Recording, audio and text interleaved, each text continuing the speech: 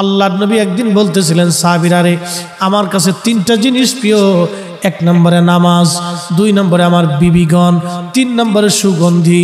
এক নম্বরে নামাজ আমি নবীর কাছে প্রিয়, সালাত আমি নবীর কাছে প্রিয়, নামাজ আমি নবীর কাছে প্রিয়। সারা রজনী জেগে জেগে নবী নামাজ পড়তেন, নামাজ পড়তে পড়তে পা ফুলে যাইত। আম্মা জান আয়েশা একদিন ডেকে বলেন ইয়া রাসূলুল্লাহ আপনার আগে পরে সব গুনাহগুলি মাফ, আপনার তো কোনো গুনাহ নাই নবী গো, তারপরও কেন আপনি এইভাবে নামাজ পড়েন? আল্লাহর নবী ডাক দিয়ে বলেন আয়েশা রে আমি কি আল্লাহর শুকরগুজার বান্দা হব না? আমি কি আল্লাহর কৃতজ্ঞ বান্দা হব না? আমি কি রব্বে কারীমের দরবারে কৃতজ্ঞতা প্রকাশ করব না রে আয়েশা? আল্লাহর হাবিবের কাছে প্রিয় ইবাদতের নাম হলো সালাত, নামাজ। নামাজ হলো খুব দামি ইবাদত, পছন্দের ইবাদতের নাম সালাত, নামাজ। কঠিন মেহশরের মাঠে আল্লাহর আরশে মুআল্লা ছাড়া কোনো ছায়া থাকবে না, ওই ব্যক্তিকে আল্লাহ ছায়া দিয়ে দিবে যে ব্যক্তি নামাজ পড়ে মসজিদ থেকে বের হয়ে আসার পরে তার হৃদয়টা মসজিদের মধ্যে ঝুলিয়ে রেখে আসে। যে ব্যক্তি মসজিদ থেকে নামাজ পড়ে বের হয়ে আসার পরে তার হৃদয়টা মসজিদের মধ্যে ঝুলিয়ে রেখে আসে, অর্থাৎ নামাজ পড়ে বের হয়ে আসার পরে আবার অন্তরটা নামাজের জন্য উদগ্রীব থাকে, কখন আবার নামাজে যাব। এই লোকটা আরশে মুআল্লার নিচে আমার আল্লাহ তার জন্য জায়গা বরাদ্দ করে দিবে। একবার জোরে বলা যাবে কি সুবহানাল্লাহ। আল্লাহর নবী বলেন উম্মত কিয়ামতের আলামত ৭২টা। প্রথম নম্বর আলামত হলো আমাতুস সালাহ, আমার উম্মত নামাজ মেরে ফেলবে, উম্মত নামাজ ছেড়ে দিবে, নামাজ ভুলে যাবে, নামাজ পড়তে যাবে না, নামাজ ছেড়ে দিবে। উম্মত নামাজ ভুলে যাবে, নামাজ, সালাত সালাত সালাত। বুনিয়াল ইসলাম আলা খামসিন শাহাদাতি আল্লা ইলাহা ইল্লাল্লাহু ওয়াহদাহু লা শারীকা লা ওয়া আশহাদু আন্না মুহাম্মাদান আবদুহু ওয়া রাসূলুহু ওয়া ইকামিস সালাহ ওয়া ইতাইজ যাকাত ওয়াল হজ্জি ওয়াস সাওমি রমাদান। নবীজি বললেন ইসলামের বেনা হলো 5টা, স্তম্ভ হলো 5টা। প্রথম নম্বরে কালেমা, তাওহীদের সাক্ষ্য এবং রিসালাতের সাক্ষ্য। 2 নম্বর হলো সালাত। তাওহীদ ও রিসালাতের সাক্ষ্যের পরে সবচেয়ে বড় ইবাদতের নাম হলো সালাত, নামাজ। নামাজ নামাজ উম্মত নামাজ ছেড়ে দিবে, নামাজ ছেড়ে দিবে, সালাত। উম্মত নামাজ ছেড়ে দিবে, ওয়া আমাতুস সালাহ, উম্মত নামাজ মেরে ফেলে। সফল কাম হতে হলে আল্লাযীনা ইউমিনুনা বিল গায়ব ওয়া ইউকিমুনাস সালাহ। আপনি যদি সফল কাম হতে চান তাহলে আল্লাহ সর্বপ্রথম কোরআনে বলছেন গায়েবের উপর ঈমান আনবে, এরপরে ওয়া ইউকিমুনাস সালাহ, নামাজ প্রতিষ্ঠিত করবে। নামাজ, সালাত সালাত, নামাজ প্রতিষ্ঠিত করবে উম্মত, সালাত, নামাজ নামাজ নামাজ। কোন ব্যক্তি যদি সঠিক মতো নামাজ পড়ে কিয়ামতের মাহশরের কঠিন দিনে আল্লাহ সর্বপ্রথম জিজ্ঞেস করবে বান্দা নামাজের হিসাব দিয়ে যাও। যখন আল্লাহর বান্দা নামাজের হিসাব কষে দিবে, বাকি হিসাবগুলি আল্লাহ আর তাকাবেন না, আল্লাহ ক্ষমা করে দিবে। না হয় না, আরো জোরে বলেন সুবহানাল্লাহ। শুকরিয়ার মুসলমান, সালাতের হিসাব যখন বান্দা বুঝাই দিবে আল্লাহ পাক আর কোনো হিসাব দেখবে না, সঙ্গে সঙ্গে রব্বে কারীম মাফ করে দিবে। হা হা, সালাত, নামাজ বড় দামি ইবাদত, নামাজ, নামাজ বড় দামি ইবাদত, নামাজ, সালাত। আল্লাহর নবী বলেন উম্মত আমার কাছে সর্বপ্রথম প্রিয় হলো সালাত, এরপরে প্রিয় হলো আমার বিবিগণ, আমাদের স্ত্রীগণ, আমার স্ত্রীগণ। আল্লাহর নবীর 11 জন বিবি ছিল, আমাদের 11 জন আম্মা জান ছিল। মতান্তরে 14 জন আম্মা জান ছিল, আমাদের 11 জন মা জননী ছিল। আল্লাহ কোরআনে বললেন আন-নাবিয়্যু আউলা বিল মুমিনিনা মিন আনফুসিহিম, আমার নবী মুমিনদের জানের চাইতে অধিক প্রিয়। একবার জোরে বলবেন কি সুবহানাল্লাহ। মুমিনের জানের চাইতে নবী প্রিয়, এটা আমরার কথা না আল্লাহর কথা? আল্লাহর কালামে বুঝি পরিবর্তন, সংযোজন, বিয়োজন এগুলির সিস্টেম আছে না? কি বলে? নাই তো। আন-নাবিয়্যু আউলা বিল মুমিনিনা মিন আনফুসিহিম, মুমিনের জীবনের চাইতে বেশি প্রিয় হলো নবী। সুবহানাল্লাহ হবে। মুমিনের জীবনের চাইতে বেশি প্রিয় হলো নবী, নবী নবী নবী। ওয়াজওয়াজুহু উম্মাহাতুহু, আর আমার নবীর বিবিগণ হলো মুমিনের মা। জোরে বলবেন কি মারহাবা। মুমিনের মা, নবীর বিবিগণ আমাদের মা, আমাদের মা, আমাদের মা, আমাদের মা, মা মা মা। সর্বপ্রথম মায়ের নাম খাদিজাতুল কুবরা তাহেরা তয়্যিবা। সুবহানাল্লাহ বলবেন। তাহেরা তয়্যিবা, পবিত্রা, পবিত্রা ছিলেন, পবিত্রা তাহেরা তয়্যিবা। আমার দেশের খাদিজার মতো না। আমরা দেশের খাদিজার উন্নত হয় সামনে, ফিসে খাদিজা হয় সামনে। খাদিজা নাম দিছে খাদিজা বেগম। শয়তান কোথাকার, বেপর্দা বেহায়া, অর্ধউলঙ্গ হয়ে রাস্তায় আড়ে। বেডি না বেটা, জন্ডিস না লেডিস, ইজলে না বেডি, বোঝা যায় না। হ্যাঁ কথা কর না, বোঝা যায় না। নাম দিছে খাদিজা।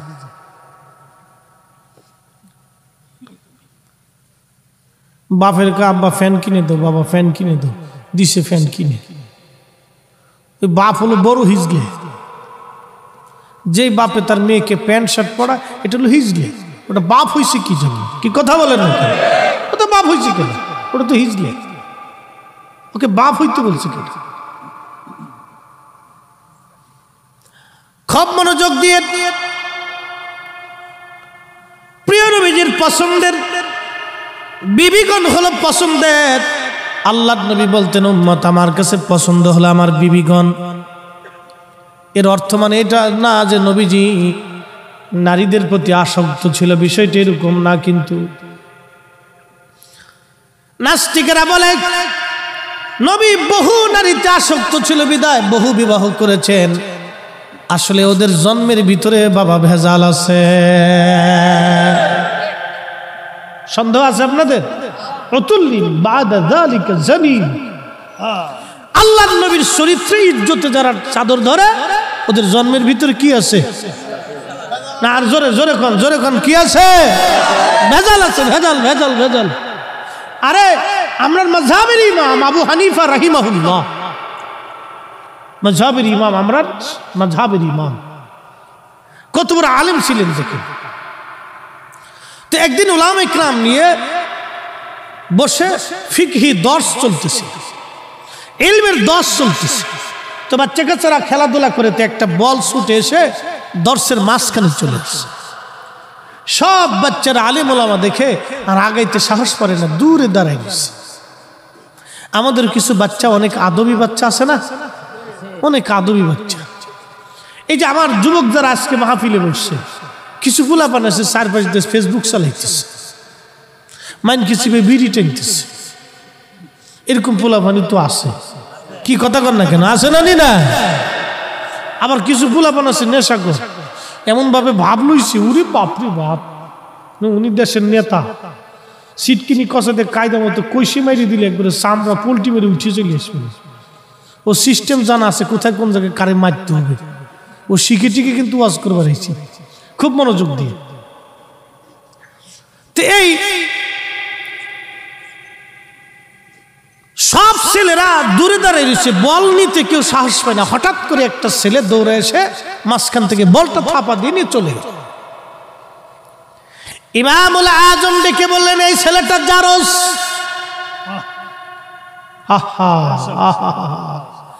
এই ছেলেটা জারস।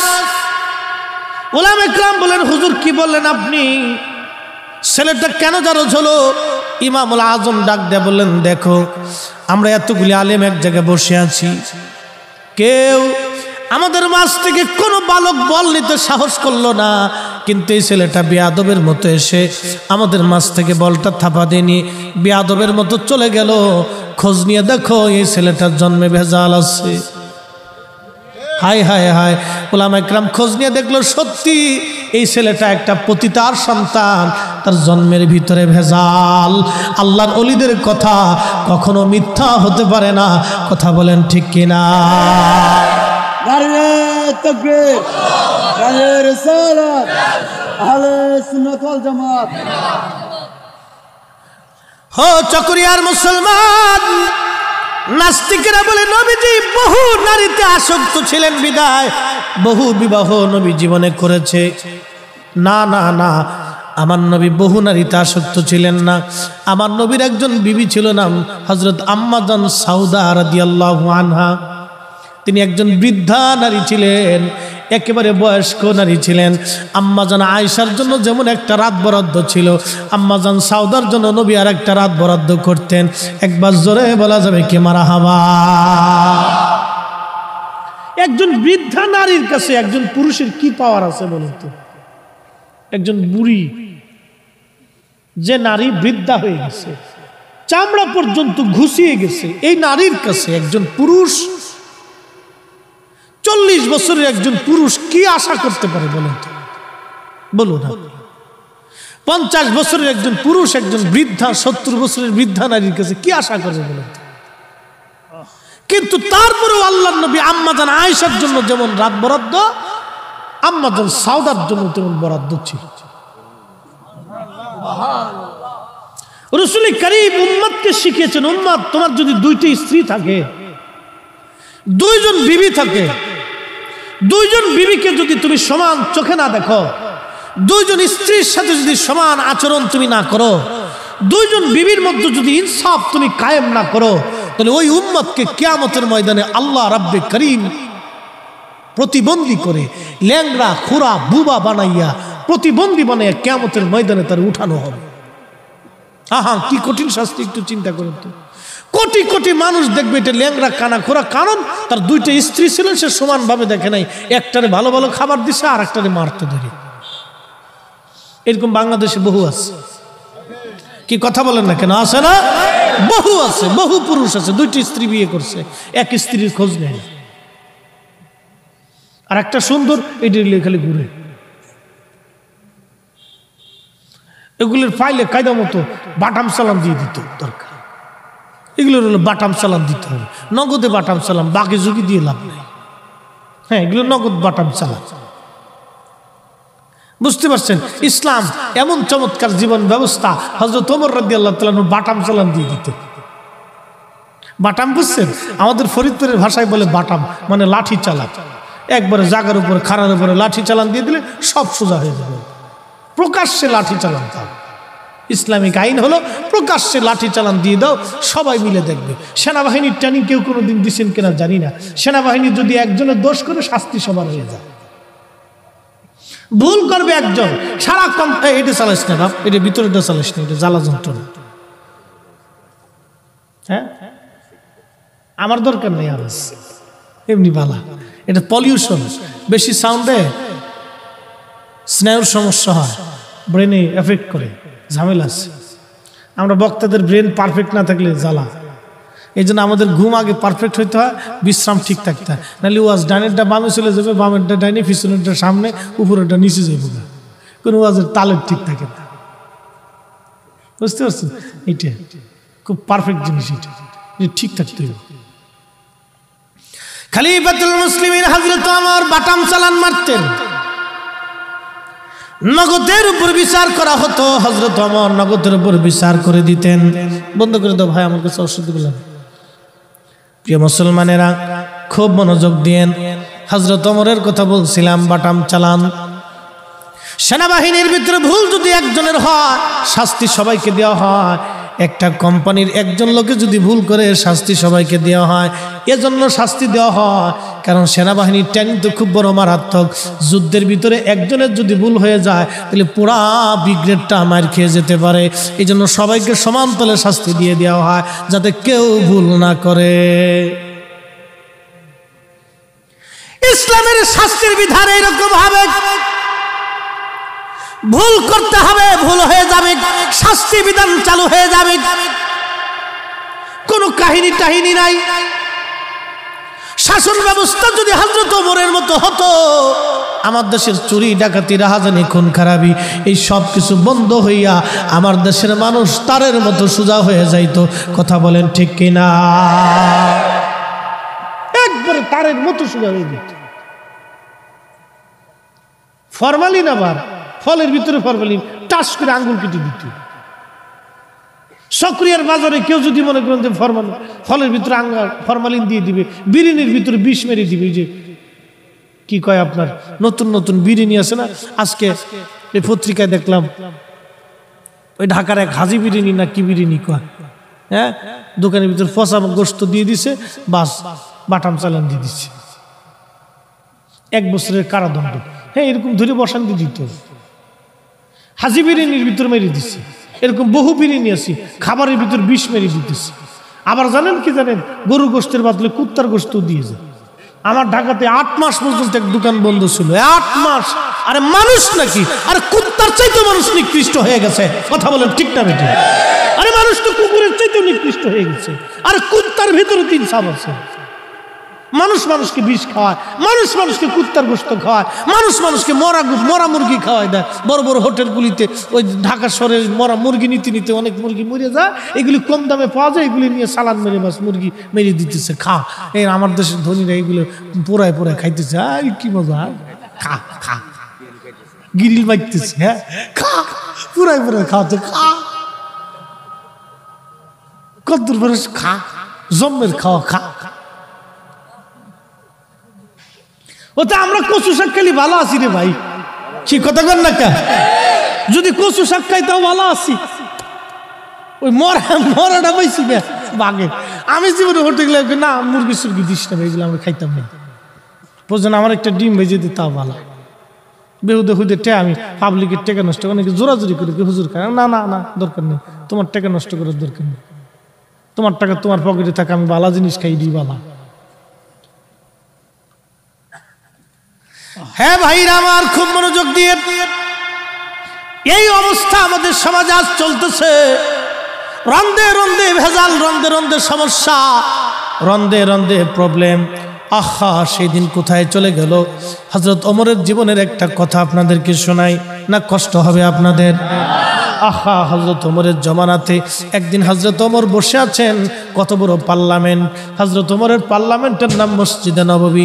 বারান্দা ছিল মাটির, ধুলার তক্তের উপরে বসে থাকতেন। ধুলার তক্ত। হযরত ওমরকে খোঁজার জন্য রোমান থেকে একজন দূত আসছে। একদিন হযরত ওমর গাছের ছায়ার নিচে হাতের ডানার উপরে মাথা রেখে ঘুমাইতেছিলেন। রোম থেকে দূত আসছে খোঁজার জন্য। সে ভাবছে মুসলিমদের খেলাফতে বিরাট বড়, মনে হয় বড় বড় বিল্ডিং হবে, আলিশান প্রাসাদ হবে। রোমের দূত এসে খুঁজে, তোমাদের বাদশার খলিফার প্রাসাদ কোন দিকে? মুসলমানরা হাসে আর কয়, না, আমাদের বাদশার কোনো প্রাসাদ নাই। একবার জোরে জোরে বলা যাবে কি মারহাবা? এই জন্য আল্লাহ নবী বলতেন, ফালাইকুম বিসুন্নতি, তোমরা আমার আদর্শ মানবে, আমার পরে আরেকটা আদর্শ দুনিয়ার মধ্যে তোমরা মেনে চলবে। ওয়া সুন্নাতিল খুলাফায়ে রাশিদিনাল মাহদিন, আমার খোলাফায়ে রাশিদিনের আদর্শ তোমরা মেনে চলবে। একবার জোরে বলা যাবে কি মারহাবা? তেলের গাড়ি তেলে চলে,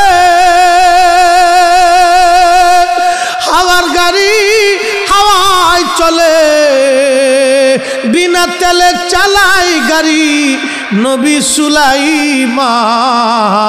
আমরা সেই মুসলমান, আমরা সেই মুসলমান। এ বাপ, ইউরোপে যাবেন তো, আমেরিকায় যাবেন তো, যায় দেখবেন ওদের অধিকাংশ জন্মের ঠিক নেই। ঠিক তো বললেন, কিন্তু আমি বুঝাইতেছি আপনার, বিয়ে হওয়ার আগে বাচ্চা জন্ম হয়, নাম দিছে গার্লফ্রেন্ড আর বয়ফ্রেন্ড, আমি নাম দিছি কুত্তা ফ্রেন্ড। কি তোরা হাসস কে? তোরা যে হাইসে দিলি, আমি তো কক্সবাজার থেকে আজকে ঘুরে আইছি, তো ঘুরে আসার পরে ওখানে যাই দিছে বহুত কুত্তা ফ্রেন্ড আছে। ঠিক আসতে গলিকা জোরে খ। আমি সমুদ্র সৈকত থেকে আজকে ঘুরে আইছি, পোলাপানের জ্বালা মাছ এনে খালি খুঁজা একটু সমুদ্রে যাবো, চল যায়। তো তো যাই দেখি যে বহুত কুত্তা ফ্রেন্ড ঘুরতেছে, কুত্তা ফ্রেন্ড কুত্তা ফ্রেন্ড তো বুঝছিস, বয়ফ্রেন্ড আর গার্লফ্রেন্ড, এটা নাম দিচ্ছি কুত্তা ফ্রেন্ড। এরকম যদি কেউ বলে তাহলে বুঝবি যে ওইটা শেষ হয়ে গেছে। ওই মেয়ে বিয়ে করাচ্ছে তো সারা জীবন ওইভাবে পড়ে থাকবি, তুই ওই মেয়ে বিয়ে করলে তোর জীবন শেষ হয়ে যাবে, তোর জিন্দেগি শেষ হয়ে যাবে, তোর মাথার থেকে পা পর্যন্ত পুরোটাই শেষ হয়ে যাবে। আল্লাহর নবী বলছেন, উম্মত তুমি তাকওয়াবান নারী দেখে বিয়ে করো, পরহেজগার নারী দেখে বিয়ে করো, কালো হোক, ও কালো হোক, মিসমিসে কালো হোক, যদি পরহেজগার হয়ে থাকে আল্লাহর কসম এটাই তোমার জন্য জান্নাত হবে। কথা বলেন ঠিক না বেটে? খুব মনোযোগ দিয়ে। তো এদের দেশে হলো বয়ফ্রেন্ড আর গার্লফ্রেন্ড, ও বিয়ে হওয়ার আগে বাচ্চা হয়ে যায়, কি হয়? কিন্তু একটা কথা আপনাদেরকে বোঝানোর জন্য আনছি, এই উন্নত বিশ্বগুলি আমেরিকা যাই বলেন না কেন, আমি একবার ভুটান গেছি, আজকের কথা না, পরে আরো 5-7 বছর আগে ভুটানে গেছি মাহফিল করার জন্য। ওই জায়গার থেকে মাহফিল করে ভুটানে গেছি আমি, আজকের বলা না, কালকে আবার ইন্ডিয়ার ভিসা ওঠানোর জন্য যাব, ভিসা হয়েছে আর কি, মার্চে যাব। তো খুব মনোযোগ দিয়ে, তো ওই ভুটানে যাওয়ার পরে দেখি সব হাফ প্যান্ট পরা রাস্তা দিয়ে বেরিয়ে হাঁটতেছে। তা আমি কি কইল এলেন আপনারা আমারে? তাকে হুজুর কিছু করার নাই, আপনি নিচের দিক চাইতে না, আপনারা ধরে লয়ে যাই। হ্যাঁ, কি করবো কন, কি জ্বালার জ্বালা। এক হোটেলে ঢুকার পরে দেখি খালি বোতল সাজানো। তা আমি বললাম ওটা কি? হুজুর এগুলো বোতল শাহ। বোতল শাহ বুঝছেন? মদ মদ মদ মদ, এতে এগুলো খায়। আমি বললাম এই হোটেলে আমি খাবো না, না খেয়ে থাকবো তাও খাবো না, কোনো মুসলিম হোটেল থাকলে আমরা নিয়ে চলে। তো সারাদিন না খাওয়ার পরে বিকেলবেলা শেষে জায়গা যাইয়া এক হোটেল ছিল মুসলিম হোটেল, যায় দেখি হজরত আলা হজরত রহিমাহুল্লাহর নাম খুব সুন্দর করে মাজার শরীফের ছবি টবি দিয়ে একবার সাজাই থুয়ে দিছে। একবার জোরে বলবেন না মারহাবা? একবারে কাটটা শুনবি, দেখে কলিজাটা ভরে গেল। বললাম হ্যাঁ, ওনার কাছে খাইতে হইল। পরে উনি গরুর গোশত দিয়ে আমার খুব সুন্দর করে খাওয়াইছে। ওখানেও যায় দেখি আলা হজরত, এই জোরে কর না মারহাবা, ওখানেও যায় দেখছি। মানুষের হৃদয়টাকে তিনি এভাবেই জয় করেছিলেন। আরে রসুলের গোলাম যারা হয়ে যায়, কুল মখলুক তার গোলামি করে। কি কথা বলেন ঠিক কিনা? কুল মখলুক তার হয়ে যায়। প্রিয় মুহতারাম উপস্থিতি, খুব মনোযোগ।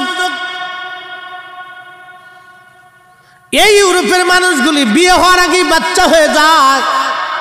এখন আমার প্রশ্ন, এই ছেলেরা বড় হয়ে গেল, তাদেরকে কি লেখাপড়া দেওয়া হয় যে আমার বাংলাদেশে মুসলমানের ঘরে জন্ম নিয়া বিরিয়ানির ভিতরে পচা গোশত দেয়, মুসলমানের ঘরে জন্ম নিয়া আমার দেশে বিরিয়ানির ভিতরে সেই মেডিসিন মেরে দেয়, যা খাইলে বিরিয়ানি স্বাদ হবে কিন্তু ক্যান্সারের রোগ হবে, কিডনি পচে যাবে, লিভার নষ্ট হয়ে যাবে, ব্লাড ক্যান্সার হবে, এমন তারপরে ফরমালিন ফলের মধ্যে মেরে দেয়।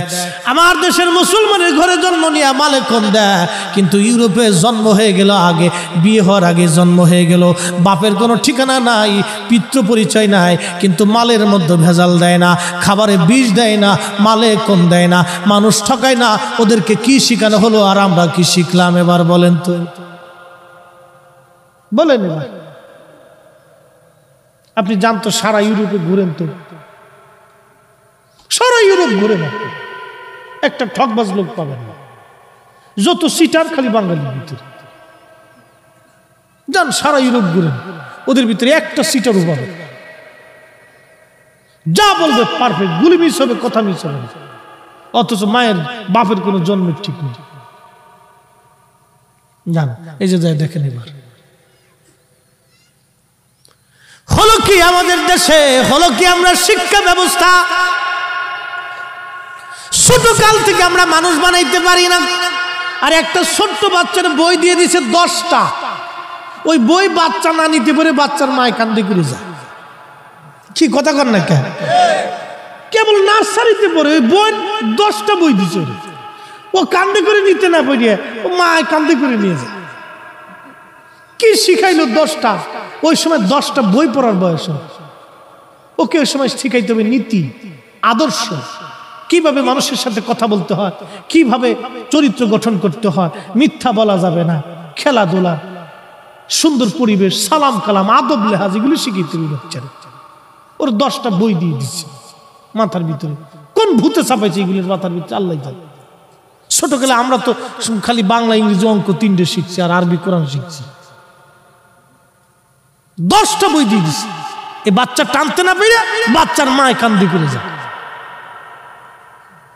কত বাচ্চা তো শেষ পর্যন্ত ব্রেনের সমস্যায় হয়ে যায়। 10টা বই একটা বাচ্চা কি পড়বে বলেন তো? বাচ্চার ব্রেনের ভিতরে এতটুকু একটা ব্রেন, ও এখন খেলাধুলার বয়স, ওর 10টা বই, 5টা 7টা 8টা বই দিয়ে রাখছে। পাগলের যত কারখানা। প্রিয় মুসলমানেরা, আপনি জাপানে খুঁজে দেখেন, ছোট্ট একটা বাচ্চা জাপানে মিথ্যা কথা বলে না।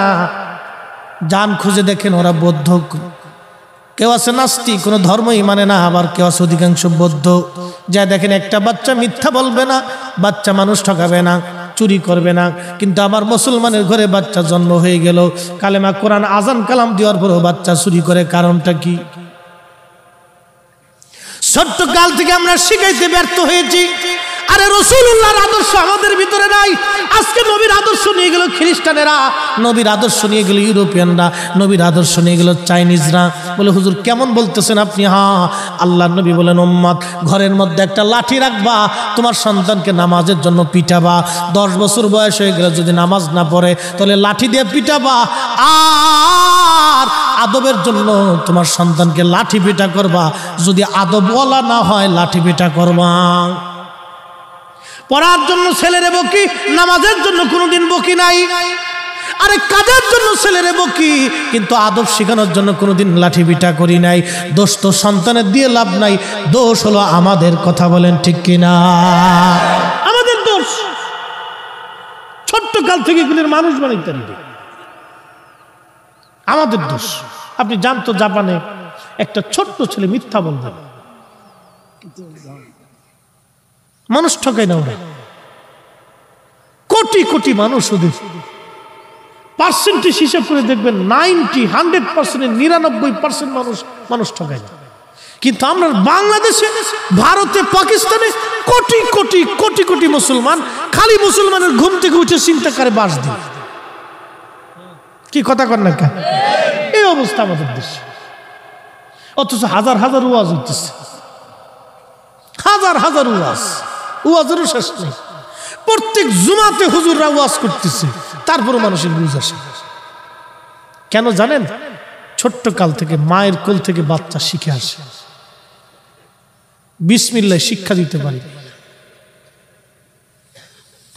এই জন্য আল্লাহর নবী উম্মতকে শিখাইলেন, উম্মত ওই ছেলেটা আরশে মুআল্লার নিচে তার জায়গা বরাদ্দ হয়ে যাবে, যে ছেলেটা ছোট্টকাল থেকে নামাজে কালামে ইবাদতে বড় হয়ে ওঠে। একবার জোরে বলা যাবে কি মারহাবা? কষ্ট হইতেছে? হযরত ওমরের জীবনের একটা ঘটনা শোনাবো। এই যে শোনাইতেছি, জায়গা মতো আসতেছি, সে জমানা আর এ জমানার ভিতরে কত তফাৎ, সেই সময়ের মানুষ আর এই সময়ের মানুষের মধ্যে কত তফাৎ। আজকে মুসলমানদের আদর্শ খ্রিস্টানরা নিয়ে চলে গেছে। মনে কিছু নিয়ে না, ওরা শুধু ইমানটা নেয় নাই, ওরা শুধু ইমানটা নেয় নাই, বাকি সব নিয়ে গেছে। ওরা ইমান নেয় নাই, বাকি সব নিয়ে চলে গেছে। ওরা ইমান নেয় নাই, বাকি সব নিয়ে গেছে। খুব মনোযোগ দিয়ে হযরত ওমর রাদিয়াল্লাহু আনহু বসে আছেন। হযরত ওমর বসা, এমন সময় ধুলার তক্তে, কি একটা তক্ত, কত বড় বাদশা, সারা পৃথিবীর অর্ধেক জাহানের খলিফা হযরত ওমর, যার নাম শোনার পরে রোম বাদশারা পর্যন্ত থরথর করে কাঁপতেন যে না, পৃথিবীর সবার সাথে যুদ্ধ করা যাবে, হযরত ওমরের সাথে যুদ্ধ করা যাবে না। পার্সিয়ান সাম্রাজ্য, রোম সাম্রাজ্যের বড় বড় রাজারা থরথর করে কাঁপতেন যে না, হযরত ওমরের সাথে যুদ্ধ করা যাবে না। ও মুসলমান, গভীর মনোযোগ। তার একটা বাদশাহী পার্লামেন্ট ছিল, এই পার্লামেন্টের নাম মসজিদে নববী। তিনি যেখানে বসতেন মসজিদে নববীর বারান্দা, আর যে আসনে বসতেন সে আসনের নাম হলো মাটির আসন। ধুলার তক্তে চড়ে সারা পৃথিবী শাসন করেছে, ধুলার তক্তে চড়ে সারা পৃথিবী শাসন করেছে। একবার জোরে বলা যাবে কি সুবহানাল্লাহ? হযরত ওমর রাদিয়াল্লাহু আনহু বসে আছেন, লোকের একটা ছেলেকে ধরে নিয়ে আসছে, একটা যুবক ছেলেকে ধরে নিয়ে আসছে। ও যুবক বন্ধুরা, কথাগুলি ভালো করে শুনে যাবেন। লোকের একটা যুবক ছেলেকে ধরে নিয়ে আসছে। যুবক ছেলেকে ধরে নিয়ে আসার পরে হযরত ওমর জিজ্ঞেস করলেন, লোকেরা তোমরা এই যুবক ছেলেটাকে কেন ধরে আনছো?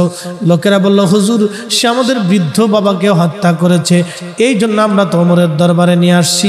আল্লাহর ফয়সালা অনুযায়ী আমরা বিচার চাই, সে আমাদের বাবাকে হত্যা করেছে, আপনার আদালতে নিয়ে আসছি। হযরত ওমর রাদিয়াল্লাহু আনহু বলেন, যুবক তুমি কি তাদের বৃদ্ধ বাবাকে মেরে ফেলছো?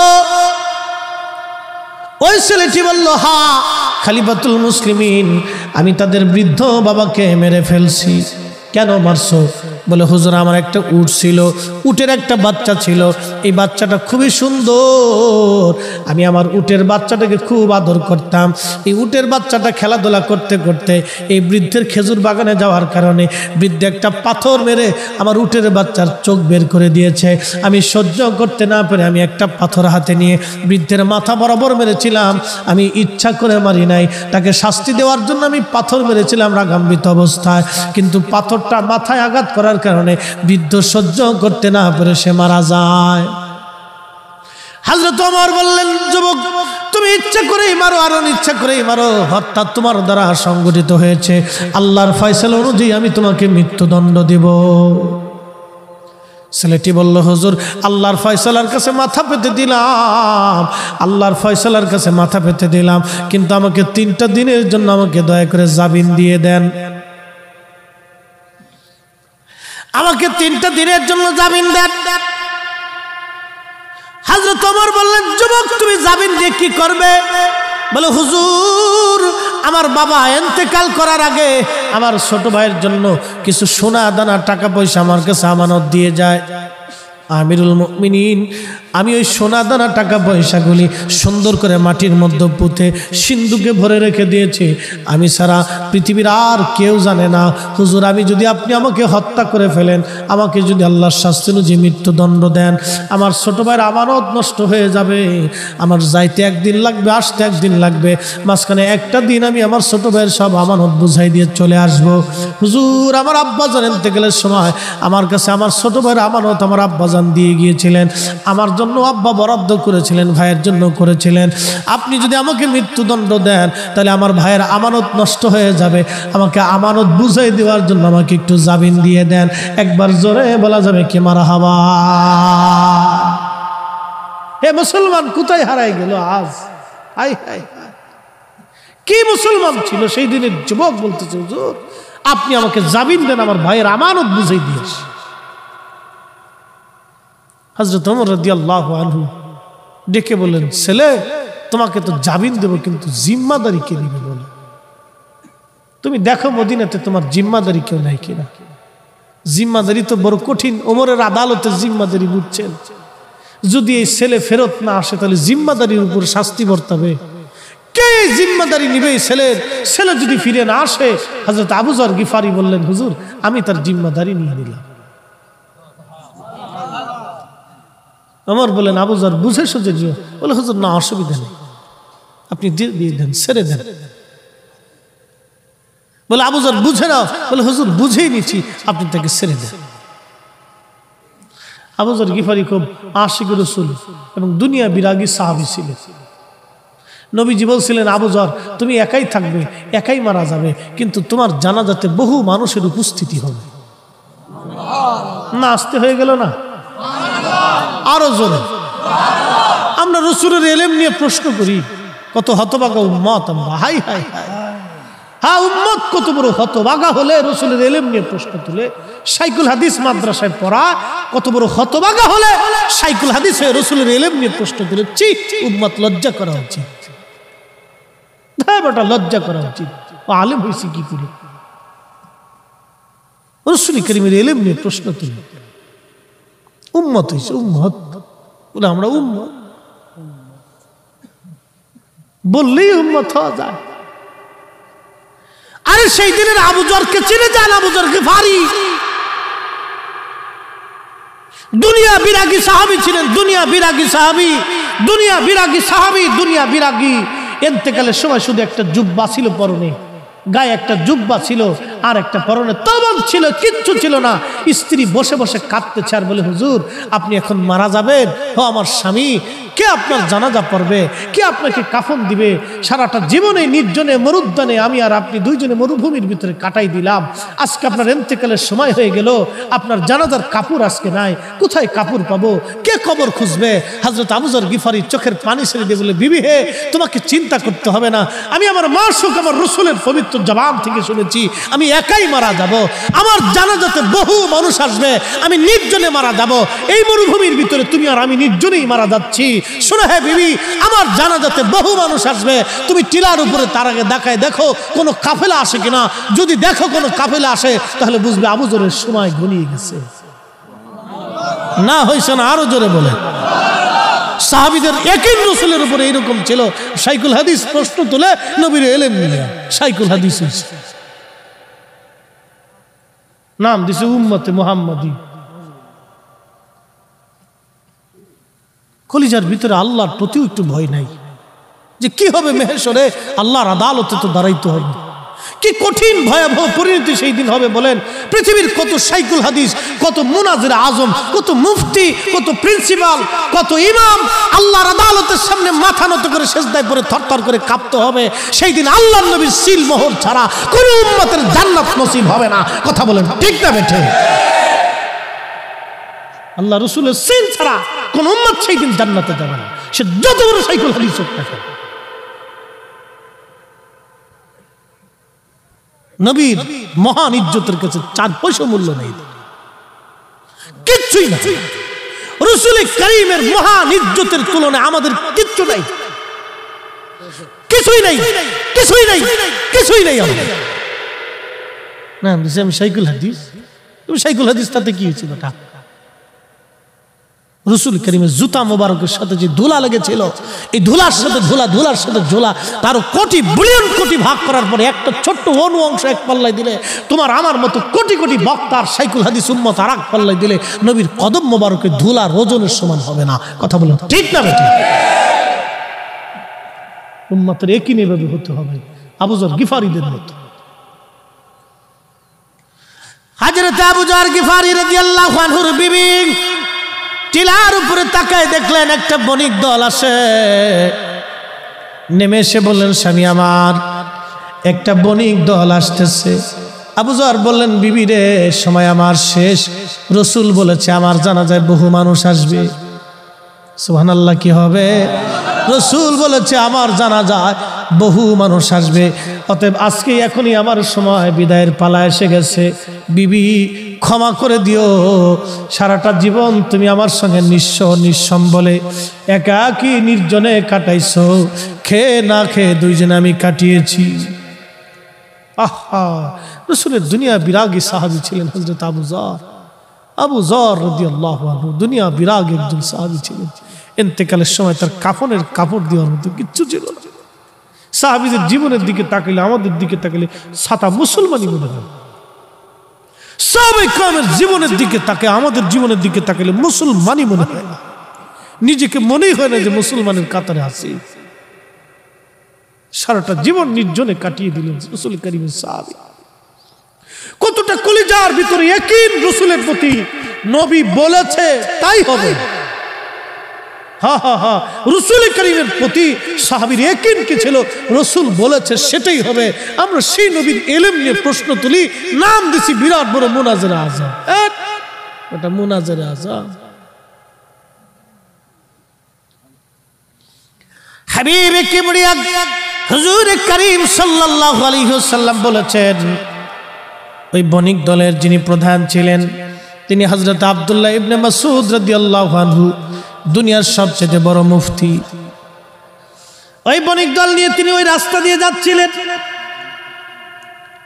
দেখলেন হযরত আবু যর গিফারি মৃত্যু শয্যায়। আসলেন, আবু যর মারা গেল। উনার সুন্দর কাফন দাফনের ব্যবস্থা করে, কবর খনন করে, বিরাট বড় বণিক দল নিয়ে হযরত আব্দুল্লাহ ইবনে মাসউদের ইমামতিতে আবু যর গিফারির জানাজার নামাজ হয়ে গেল। নবী যা বলেছিলেন তাই হয়েছে, একটা শব্দ মিথ্যা হয় নাই। একবার জোরে বলা যাবে কি ইয়া রাসূলুল্লাহ?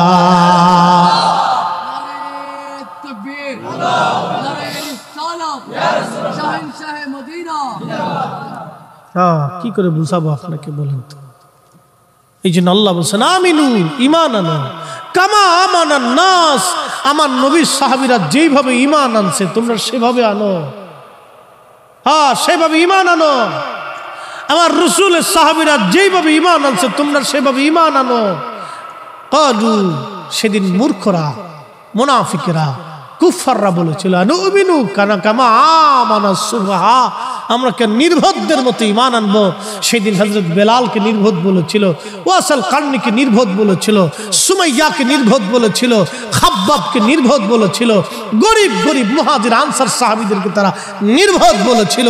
আল্লাহ তার কঠোর জবাব দিয়ে বলেছিলেন তার রাব্বে করিমের ভাষায়, আলা সাবধান, ইন্নাহুম হুমুস সুফাহা, তোরা যারা আমার নবীর সাহাবীদেরকে নির্বোধ বলতেছিস, তোরা নির্বোধ, তোরা নির্বোধ। আজকেও যারা রাসূল করিমের সাহাবায়ে কেরামকে গালি দেয় ওরাও নির্বোধ, ওরাও নির্বোধ। কথা বলেন ঠিক না বেঠিক? প্রিয় মুসলমান, খুব সাবধান। হ্যাঁ ভাইরা আমার, হযরত ওমর বললেন আবু জার বুঝবেন? বলে হ্যাঁ বুঝেছি। চলে গেল যুবক, 3 দিন পরে ফিরে আসবে। আসরের নামাজের পরে হযরত ওমর বসে আছেন, বাদীরা বসা। আসামি আসবে, আসবে কিনা, কে আসবে, কখন আসবে? আবু যর গিফারি আসামির কাঠগড়ায় দাঁড়ানো।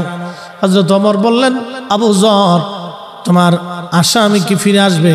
আবু যর বললেন হ্যাঁ, সন্ধ্যা ঘনিয়ে আসার আগে আমার মন বলে যুবক ফিরে আসবে। তখন সাহাবায়ে কেরাম কেঁদে ফেললেন, ও বাদীরা, মামলা উঠাও। হযরত ওমর এমন একজন বিচারক, চুল পরিমাণ ডানবাম হবে না তার বিচারে। পৃথিবী উল্টে যাবে কিন্তু ওমরের বিচার কখনো ভুল হবে না। পৃথিবী ধ্বংস হয়ে যাবে কিন্তু হযরত ওমর শগুনপ্রীতি করবে না। শোনো, একটা যুবকের জন্য নবীর আজকে দামি সাহাবী আজকে মারা যাবে। নবী একটা যুবকের জন্য আল্লাহর নবীর একজন দামি সাহাবী আজ মারা যাবে। না না না, তোমরা মামলা উঠায় নাও। বাদীরা বলল না, বাবার হত্যার ফয়সালা টানতে আসছি, আমরা ফয়সালা ছাড়া ফিরে যাব না, আমরা ফিরে যাব না। হ্যাঁ চকরিয়ার মুসলমান, চকরিয়াবাসী, সেই দিন কিছুক্ষণ পরে সূর্য ডুবে যায়, লালিমা বর্ণ ধারণ হয়ে গেছে, একেবারে কুসুমের মতো, ডিমের কুসুমের মতো লালিমা হয়ে গেল। এমন সময় যুবক হাঁপাইতে হাঁপাইতে দৌড়ে এসে সবার সামনে সালাম দিলেন, আসসালামু আলাইকুম রাহমাতুল্লাহ, আমিরুল মুমিনিন, আমি ফিরে এসেছি আমার ভাইয়ের আমানত রক্ষা করে। আপনি আপনার হাত আল্লাহর বিধান কার্যকর করতে পারেন। হযরত আবু যর, 3 দিন আপনাকে কষ্ট দিয়েছি, ক্ষমা করে দিবেন। আজকে 3 দিন আপনি ব্যতিব্যস্ত ছিলেন আমার জন্য চিন্তায়, আমি আমার ভাইয়ের হক আদায় করে আমি ফিরে চলে আসলাম। পুরা দরবার তখন শান্ত, কোনো শব্দ নাই। হযরত ওমরের চোখ বেয়ে বেয়ে পানি পড়তে লাগলো। এমন একটা ভালো ছেলে আজ মারা যাবে। আল্লাহ পাক বাদীদের হৃদয়ের ভিতরে তখন দয়া সৃষ্টি করে দিলেন। বাদীরা ডাক দিয়ে বলল, আমিরুল মুমিনিন, যেই ছেলেটা তার ভাইয়ের হক আদায় করার জন্য হযরত ওমরের মৃত্যুর কাঠগড়া থেকে ফিরে বাড়ি পর্যন্ত যাওয়ার পরে আবার ওমরের মৃত্যুর কাঠগড়ায় ফিরে আসতে পারে, এই ছেলেটা আমাদের বাবাকে ইচ্ছা করে মারে নাই, ও বড় আমানতদার, সে ভুলবশত হত্যা হয়ে গেছে হুজুর। আমরা এই মামলা উত্থাপন করলাম, এই আসামির প্রতি আমাদের আর কোনো মামলা নাই, আমরা তাকে ক্ষমা করে দিলাম। আমিরুল মুমিনিন হযরত ওমর যাতে তাকে ক্ষমা করে দেয়। হযরত ওমর হেসে দিয়ে বললেন, যাও, বাদীরা যখন ক্ষমা করে দিয়েছে ওমরের কাঠগড়া থেকে, আমি তাকে নিষ্কৃতি খালাস করে দিলাম। একবার জোরে বলা যাবে কি মারহাবা? সালাতুন ইয়া রাসূলুল্লাহ,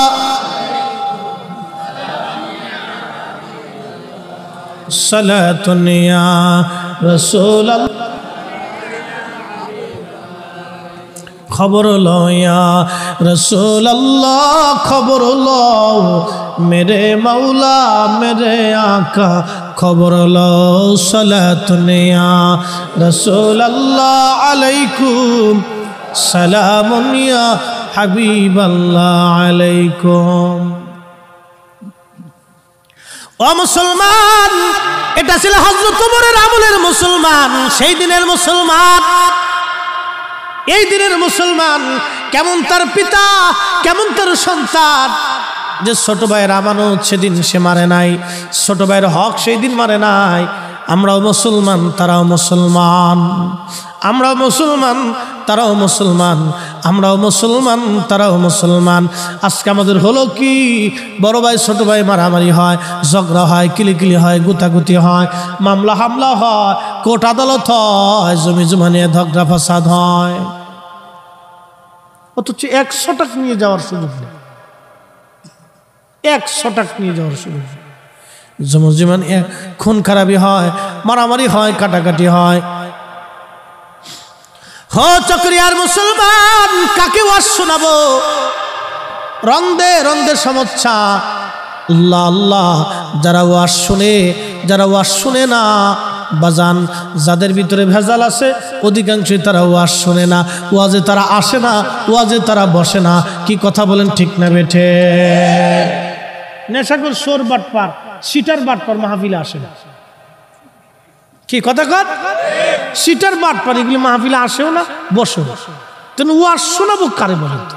এরকম 2-4টা সিটার বাটপার যদি এসে বসতো তাহলে এখানে বুঝাইছো যে আমরা একটু পথে আনতে পারতাম, ঠিক কিনা? সিটার বাটপার এগুলি আসে না। ওরা চিন্তা করে আমরা তো এমনি সিটে, ভালো জায়গা আমরা যাওয়ার দরকার নেই, এই জন্য আসে না। মনে কিছু নিয়েন না, আমার কথা যাহা বলি সুস্পষ্ট বলার চেষ্টা করি, বাকি ঝুঁকি করে লাভ নেই। চকরিয়ার মুসলমান মাইকের আওয়াজ বহু দূরে যায়, এই এলাকার ভিতরে হাজার হাজার মুসলমান, সবাই কিন্তু আজকে আসলো না। সবাই যদি আসতো তাহলে অবশ্যই আজকে এখান থেকে কিছু নিয়ে তারা বাড়ি পর্যন্ত যেতে পারত। বাজান হো, সেদিনের মুসলমান কি দামি মুসলমান ছিল। হযরত ওমরের কথা বললাম, একটা ছোট্ট ঘটনা থেকে আপনাদেরকে বুঝাইলাম সেদিনের মুসলমান কত দামি মুসলমান ছিল। ও ভাইরা আমার, আল্লাহর নবী বলেন উম্মত আমার কাছে 3টা জিনিস প্রিয়। 1 নম্বরে নামাজ, 2 নম্বরে আমার বিবিগণ, 3 নম্বর সুগন্ধি। একবার জোরে কন্যা মারহাবা। 2 নম্বরে বিবিগণ। তাহলে স্ত্রীদের সঙ্গে কি আচরণ ভালো হবে না খারাপ হবে? কেমন ভালো হবে জানেননি? আল্লাহর নবী বলেন উম্মত তোমার স্ত্রীর সঙ্গে যদি তোমার ঝগড়া হয় তাহলে কথা বন্ধ করে দাও, তারপরেও যদি না হয় তাহলে বিছানার সজ্জা আলাদা করে দাও।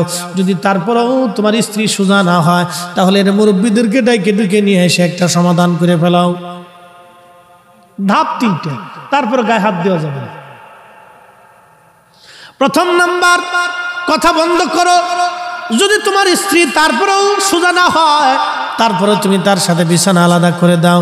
যদি তারপরে সোজা না হয় মুরব্বীদেরকে ডেকে ডুকে এনে ঝামেলা পাকা, অর্থাৎ ঝামেলা মীমাংসা করে দাও, তারপরেও ঝামেলা করবে না। যদি তারপরেও মারতে হয় এরপর একটা তুলার লাঠি বানাইয়া তোমার স্ত্রীর গায়ে ফিরাইবা। তুলার লাঠি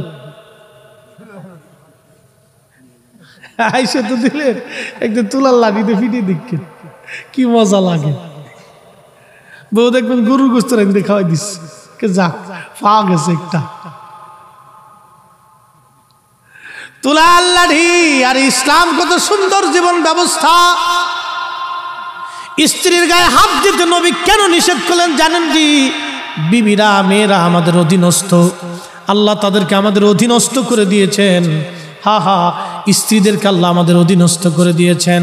তারা আমাদের অধীনস্থ, আমাদের চোখের আনন্দ দেয়, মনের আনন্দ দেয়, আমাদের জীবনের আনন্দ দেয়, আমাদের সুখে দুঃখে ডানে সামনে পিছনে থাকে। কি কথা বলেন না কেন, ঠিক কিনা? চোখের আনন্দ দেয়, মনের আনন্দ দেয়, আপনার ডানে বামে সামনে পিছনে সুখে দুঃখে সে আপনার পাশে থাকে। এই জন্য স্ত্রী আপনার অধীনস্থ। অধীনস্থদেরকে আল্লাহর নবীজি মারতে অনুমতি দেয় নাই, ভালোবাসতে অনুমতি দিয়েছে। আর ইসলাম কত চমৎকার জীবন ব্যবস্থা, আল্লাহর নবীর সুন্নাত কত চমৎকার জীবন ব্যবস্থা। এই জন্য নবী উম্মতকে শিখাই দিয়ে বলেন উম্মত আমার কাছে সবচাইতে প্রিয় আমার বিবিগণ, যাতে উম্মতের কাছে স্ত্রীগণ প্রিয় থাকে, স্ত্রীর সাথে ঝগড়া ফাসাদ না করে, ঝামেলা না করে, উম্মত যাতে সুখে থাকে। 1450 বছর আগে নবী শিখাই দিয়ে গেলেন। হাই হাই, এই জন্য আমরা নবীর উম্মত। উম্মত শব্দের অর্থ হলো অনুসারী, অনুসারী, কিন্তু দুঃখের বিষয় হলো আমরা অনুসারী হয়ে বুঝলাম না। আল্লাহর নবী বলেন সুগন্ধি আমার প্রিয়, উম্মতে বিড়ি টানে। কষ্ট নিয়েন না, কিন্তু চট্টগ্রামে এটা আইব ধরে না, চট্টগ্রামে এটা দোষ ধরে না। আল্লাহ রসুলের কাছে প্রিয় হলো সুগন্ধি। সুগন্ধি লাগাবেন, সুগন্ধি, এটা আল্লাহ রসুলের কাছে খুব প্রিয় ছিল। একসাথে বলা যাবে মারহাবা। আমাদের দেশে বুকে হাত বেঁধে নামাজ পড়ে একদল আছে না, এটার এক মৌলবী ওয়াজ করছে নবীজি আমাদের মতো মানুষ ছিলেন বিদায় নবীজির মুখ থেকে দুর্গন্ধ আসতো। হ্যাঁ না, কুত্তা তো আরো ভালো। আমি বলতেছি আমাদের ওই দক্ষিণবঙ্গে এক হুজুর ওয়াজ করতো, আগারা পাড়া হাসে দিলি কইলে দ্বারা, আগার পাড়া দেগার খাসি তোলালো, তবু পাড়ার ভব খাসলাত না গেল। তার মানে বুঝেন নাই, বুঝাই দিছি। পাড়া চিনছেন তো, যে এটা তুলায় না, এটা কিন্তু গালি টালি না, কিন্তু এটার যতই সাবান আর শ্যাম্পু দেন ওর শরীর থেকে দুর্গন্ধ আসে। কি কথা ঠিক কিনা? ওর যতই শ্যাম্পু দিয়ে আপনি গোসল করান ওর শরীর থেকে দুর্গন্ধ আসবে। আর ওর যত তুলান বিসি ফেলাই দেন না কেন, ওই পাড়ার যে বিসি আছে এটা ফেলানোর পরে দেখবেন যে আগে যে এটা ভোবো খাসলা ছিল চরিত্র আসছিল এরকম বদ চরিত্র, এই বদ চরিত্র নাম হলো ইফটিজি। আমার দেশে এরকম কিছু পাড়া পোলাপন আছে, সুন্দর মেয়ে দেখলে খালি উত্তক্ত করে। কথা কোন না আসে না নি নাই? বাংলাদেশ সরকারের জন্য একটা আইন পাস করছে, একবারে সুন্দর কাজ করছে, বাটাম চালার নগদের উপরে। প্রধানমন্ত্রীকে ধন্যবাদ দিতে হয় কাজের জন্য। বাটাম চালান একবারে নগদের উপরে। হ্যাঁ ঠিকই তো, বাটাম চালান না দিলে আপনার বোন, আপনার স্ত্রী, আপনার মেয়ে রাস্তা দিয়ে হাঁটবে, ও এসে ফির চালান দিবে। এটা কি মগের মূল্যক দেশ নাকি? 30 লক্ষ মানুষের জীবনের বিনিময়ে এটা স্বাধীন হয়েছে, আমার মেয়ে রাস্তা দিয়ে স্বাধীন মতো চলতে পারবে না, তোর জন্য বাটাম চালান নগদের উপর মেরে দিতে হবে। কি কথা বলেন, ঠিক না বেটে? দেশের যত লুচ্চা আছে সব একবারে তারের মতো সোজা করে দিতে, হযরত ওমরের মতো কাহিনী চলবে। বাকি ঝুঁকি করলে সমস্যা, বাকি ঝুঁকি করলে সমস্যা। খুব মনোযোগ দিয়েন বাপ। এই যে পাড়া, ওর যে বদ চরিত্র ছিল, এই তুলানোর পরে ওর বদ চরিত্র যায় না। তো ভাইজান, বদ আকীদা এমন একটা জিনিস যত আপনি বুঝান এটা সহজে যায় না। কি কথা কন না কেন? ওরা বলতেছে আল্লাহর নবীর পবিত্র জবান থেকে দুর্গন্ধ আসতো, অথচ চিন্তা করেন আল্লাহর নবীজির প্রস্রাব মোবারকের ভিতর থেকে মিশকের ঘিরান আসতো না। হয়েছে না? আরো জোরে।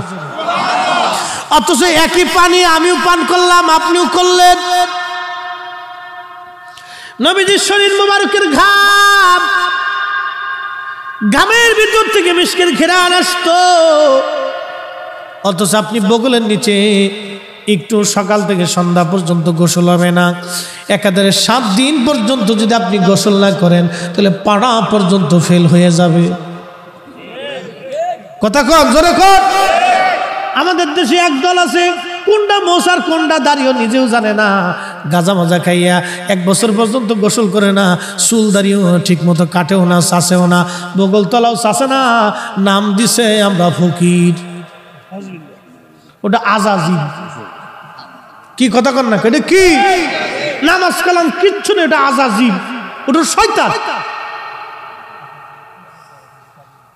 এটা আজাজিলের চেয়ে নিকৃষ্ট। শয়তান ওরে দেখলে হাসে আর কে, উরে বাপ তুই দে আমার সাথে বড় চিটা। কি ভাব লইছিস যে তুই? দাড়ি বসে এক জায়গায় করে একবারে সামনে একটা পাটলে আপনার সামনে দে টাকা দে, আমি পাগল, দে টাকা দে। ও পাগল, পাগল হলে ঠিক আছে নাকি? টাকাটা চিনি, ওর ল্যাংটা করে ফিটানোর দরকার। তুই পাগল হইছ, তো টেকা চিনিস কেমনে রে পাগল? আল্লাহর পাগল কি আর টেকার লেগে পাগল রে বেটা? দেশে কত সিটার বাটপারে যে ভরে গেছে ভাই, বইলে শেষ নেই। আহা, আল্লাহ পাক এই সমস্ত ফিতনা থেকে আমাদেরকে বাঁচাক বলে না আমিন। রন্দে রন্দে রন্দে রন্দে ফিতনা ভরে যাচ্ছে আজকে। আরে শরীরে সব জায়গায় ঘা হয়ে গেছে, মলম কয় জায়গা দিবে?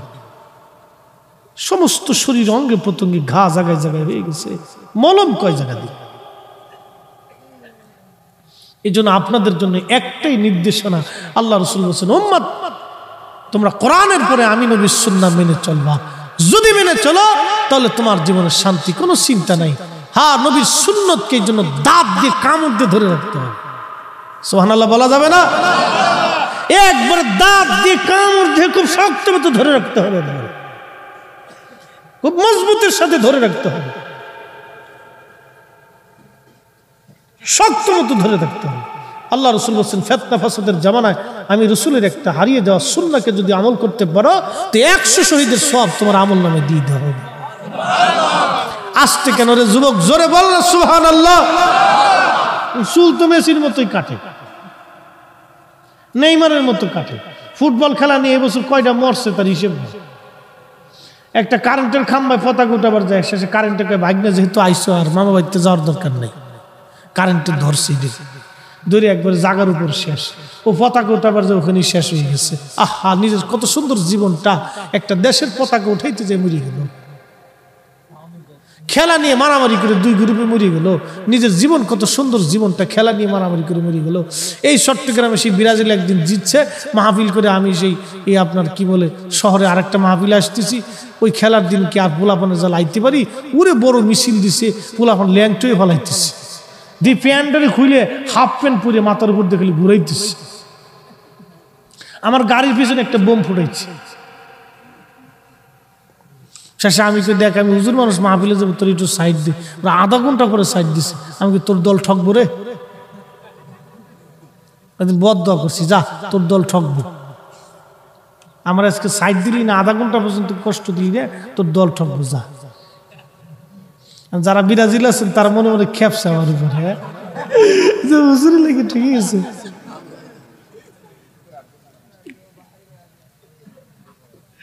আমি কোন দলের না, যেটা জিতবো এটার দলের সুজা হিসেব। এই সমস্ত আমি যাবি দল চল নিয়ে, এগুলো নিয়ে মাথায় টেনশন বাড়ানোর কোনো দরকার আছে? কতটি গমের ওষুধ খেয়েছি, তেও ঘুমাইছি ঠগার পরে। ঠক আল্লাহ রাসূল বলে, আল মারু মা মান হাব্বা, তুমি যারে ভালোবাসো তার সাথে তোমার হাসর নাসর হবে। এই জন্য আমরা আল্লাহর ওলিদেরকে ভালোবাসি। কথা বলেন ঠিক না বেঠে? ওলিদেরকে ভালোবাসি, ওলিদের সাথে আমাদের হাসর নাসর হবে, ওলিদের সাথে আমাদের হাসর নাসর হবে। ও বাবা মুসলমান, খুব মনোযোগ দিয়ে যান। আল্লাহর নবী বলেন, 3 নাম্বার আমার কাছে প্রিয় হলো সুগন্ধি। সুগন্ধি আমার কাছে প্রিয়, সুগন্ধি আমার কাছে প্রিয়, সুগন্ধি। এই জন্য আপনারা সুগন্ধি ব্যবহার করবেন। আতর আল্লাহর নবীর কাছে এটা খুব প্রিয়। শুধু সুগন্ধি হলেই হবে না, আপনাকে সবসময় পবিত্র থাকা লাগবে, অজু হালতে থাকা লাগবে, অজু পবিত্রতা অর্জন করা লাগবে আপনার। হযরত আবু বকর বলেন, ইয়া রাসূলুল্লাহ, আমার কাছে 3টা জিনিস প্রিয়। নবীজি বললেন, কি বলো? আবু বকর বলেন, ইয়া রাসূলুল্লাহ, আপনার পবিত্র নুরানি চেহারা মোবারকের দিকে তাকায় থাকা আমার কাছে প্রিয়। একবার জোরে বলা যাবে কি মারহাবা? আমি জানি প্রেমে পাগল সে তো মদিনা, প্রেমানলে পুরে মরি, প্রেমানলে পুরে মরি, ওহে রব্বানা। আমি জানি প্রেমে পাগল সে তো মদিনা। সালাতুন ইয়া রাসূলুল্লাহ আলাইকুম সালামুন ইয়া, সালাতুন ইয়া রাসূলুল্লাহ আলাইকুম সালামুন ইয়া হাবিবাল্লাহ আলাই। ও ভাইরা আমার, সাহাবায়ে কেরামের আদর্শ আমাদের নিতে হবে, নবীজির আদর্শ নেওয়া লাগবে। এই জন্য যদি শান্তি পেতে চান, আল্লাহর নবীর সুন্নাত ছাড়া বিকল্প কোনো রাস্তা নাই। আছে? কোনো রাস্তা নাই। নবীর আদর্শ খুঁটে খুঁটে খুঁটে খুঁটে আমাদের মধ্যে নিতে হবে। আমাদের ছোট ছোট বাচ্চাদেরকে নবীর আদর্শ শিখাইতে হবে, আমাদের মেয়েদেরকে নবীর আদর্শ শিখাইতে হবে, আমাদের স্ত্রীদেরকে নবীর আদর্শ শিখানো লাগবে। এই জন্য আমি আমার যুবক বন্ধুদেরকে বলবো, বন্ধু বিয়ে করার দিন থেকে সুন্নত পালন শুরু হবে। বলে হুজুর কোনটা? বিয়ে করতে যাবেন সুন্নত তরিকায়, বউ নিয়ে আসবেন সুন্নত তরিকায়, বিয়ে হবে সুন্নত তরিকায়। এক নম্বরে যৌতুক হারাম। যৌতুক কি? চট্টগ্রামে আরাম,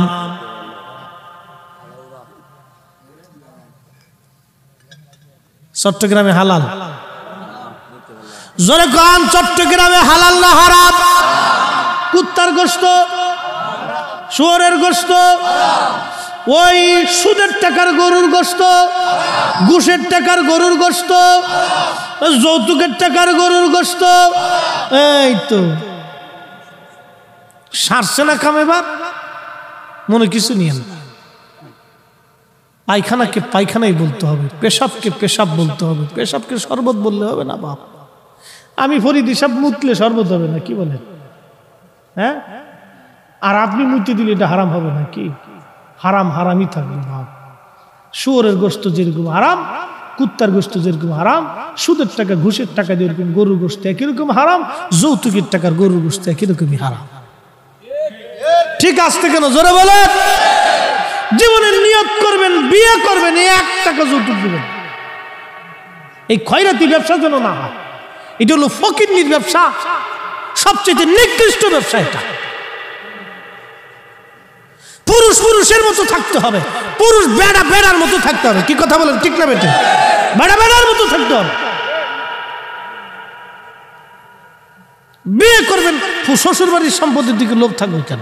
এই ছোটল কি ব্যবসা কি জন্য থাকবে? এগুলোর জন্য না থাকে।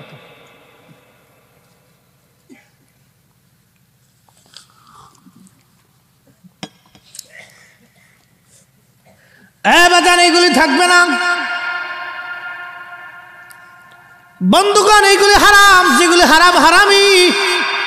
এই জন্য বিবাহটা যেন নবীজির সুন্নত তরিকা অনুযায়ী হয়। বিয়েটা যেন মসজিদের মধ্যে পড়ানো হয়, পড়ানোর পরে খেজুর যাতে ছিটানো হয়, খেজুর যাতে সবাইকে দেওয়া হয়। একবার জোরে বলা যাবে কি মারহাবা?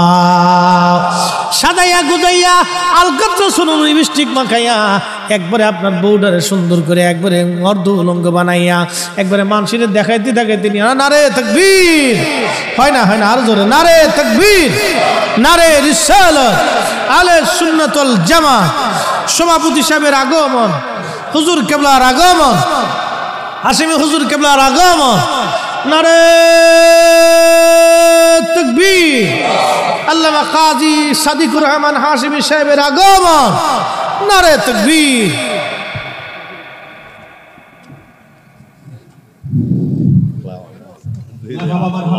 আপনি কেমন আছেন? আমাদের মাঝে উপস্থিত হয়েছেন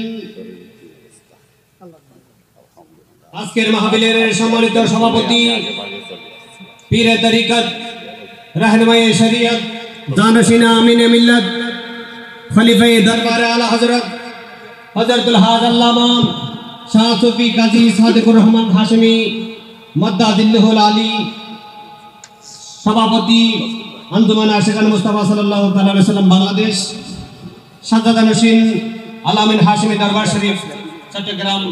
আমি হুজুর কেবলাকে আজকের মাহফিলের সভাপতির আসন অলঙ্কৃত করার জন্য মাহফিল কমিটির পক্ষ থেকে বিনীতভাবে অনুরোধ করছি।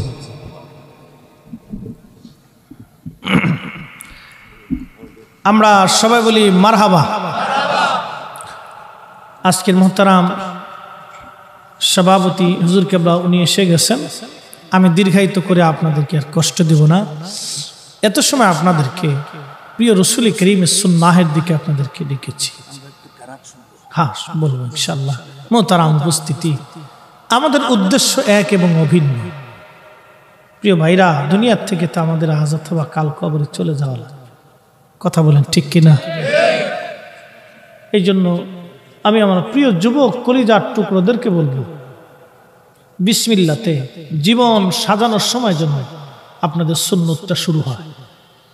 আপনার স্ত্রীকে মাথার থেকে পা পর্যন্ত বুরকা পরায় তারপরে নিয়ে আসবে, সারা জীবন সে পর্দার ভিতরে থাকবে, আপনাকে টেনশন করতে হবে না। সে নিজে পর্দা বলি হবে, নিজের সন্তানদেরকে পর্দা বলি বানাবে, নিজের সন্তানকে আদবওয়ালা বানাবে। কি কথা বলেন, ঠিক না বেঠিক? যদি করতে পারেন তো কোনোদিন আপনাকে বৃদ্ধাশ্রমে যেতে হবে। আল্লাহু আকবার ওয়া লিল্লাহিল হামদু বিসমিল্লাহির রাহমানির রাহিম।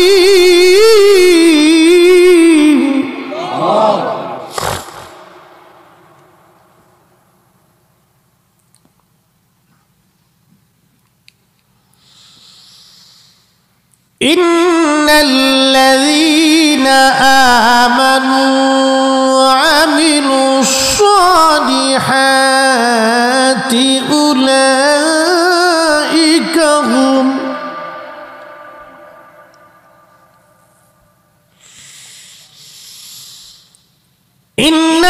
ইন্নাল্লাযীনা আমানু ওয়া আমিলুস সালিহাতি উলাইকা হুম খায়রুল বারিয়া।